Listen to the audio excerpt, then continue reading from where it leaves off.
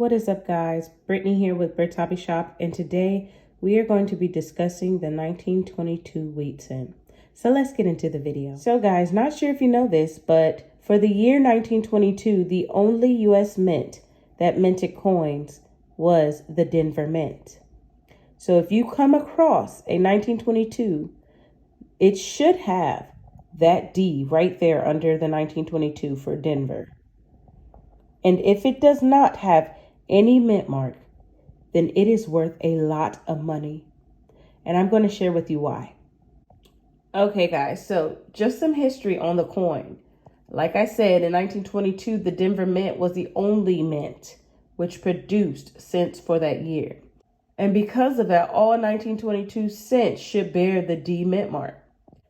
But because the mint was under a lot of pressure to produce these coins that year, there was a lot of carelessness, a lot of sloppiness, and this is why the no D mint mark error exists.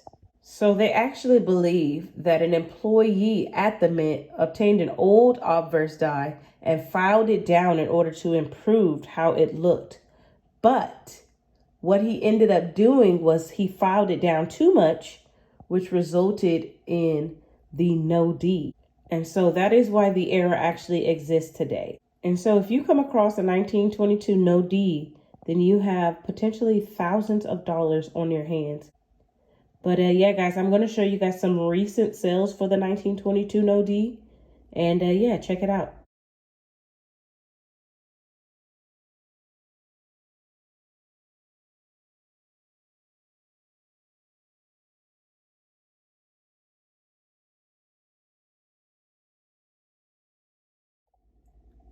Okay, guys, so I hope you enjoyed this video. Don't forget to like, comment, and subscribe. Happy hunting. Don't forget to check your coins and recheck your coins. Share this video, and I'll see you next time. Peace.